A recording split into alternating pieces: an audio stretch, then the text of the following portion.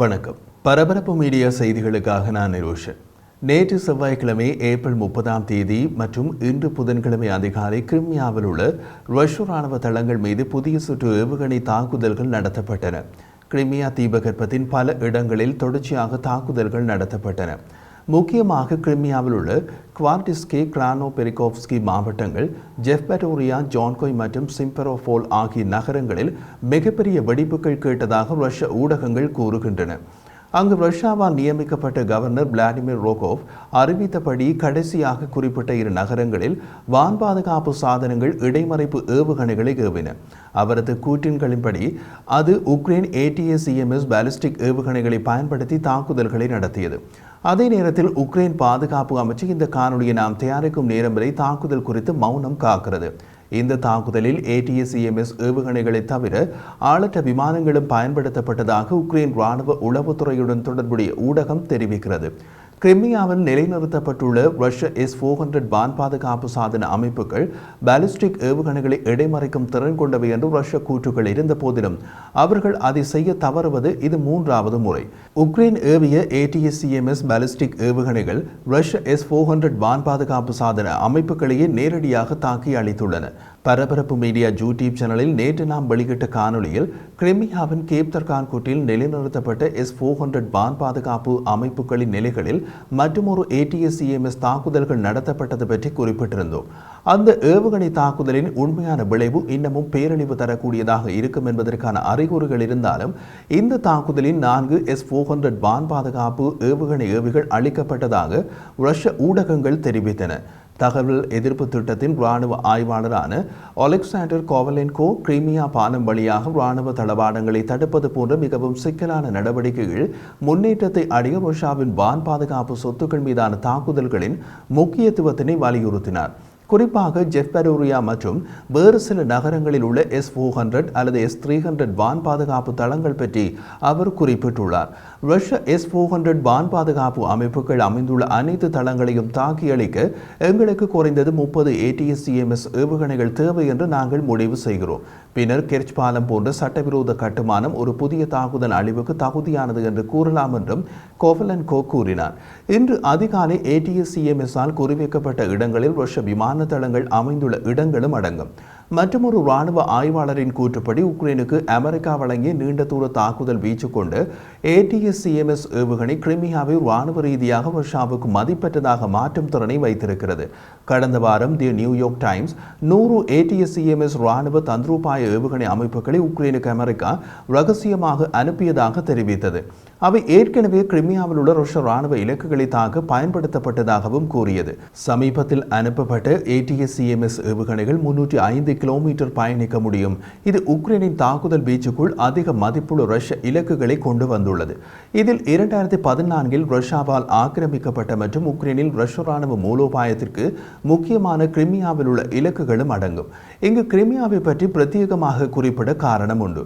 அது என்னவென்றால் வேறு இடங்களில் உள்ள ரஷ்ய இலக்குகளை உக்ரைனின் தாக்குதல் வீச்சுக்கு வெளியே பின்னகர்த்த முடியும். கிரிமியாவில் அது முடியாதபடி அது கருங்கடல் கரையில் உள்ள ஒரு தீபகற்பம். உக்ரைன் போரில் நிபுணத்துவம் பெற்ற இராணுவ ஆய்வாளரான பிலிப் கார்பர் உக்ரைனுக்கு ATACMS வழங்கியது ஒரு பெரிய திருப்பு முனை என்று கூறினார். ATACMS ஆயுதங்கள் அடிப்படையில் கிரிமியாவை ரஷ்யாவுக்கு இராணுவ ரீதியாக மதிப்பற்றதாக மாற்றும் என்றும் அவர் கூறினார். 2014ஆம் ஆண்டு கிரிமியாவை ரஷ்ய ஜனாதிபதி புட்டினின் படைகள் ஆக்கிரமித்ததில் இருந்து இராணுவமயமாக்கப்பட்டு பலப்படுத்தப்பட்டுள்ளது. கிரிமியா தரை மற்றும் கடல் வழியாக ரஷ்ய இராணுவத்திற்கு உக்ரைன் போரில் மிக முக்கியமானது. அத்துடன் ரஷ்யாவின் கருங்கடல் கப்பல் தொகுதியின் தலைமையகமான செவாஸ்டோபோல் மேம்படுத்தப்பட்ட துறைமுகம் மற்றும் அதனுடன் இணைந்துள்ள கடற்படை தளம் கிரிமியாவிலேயே உள்ளது. இப்போது செவாஸ்டோபோலிலும் உக்ரைனின் தாக்குதல் வீச்சுக்குள் வந்துவிட்டது.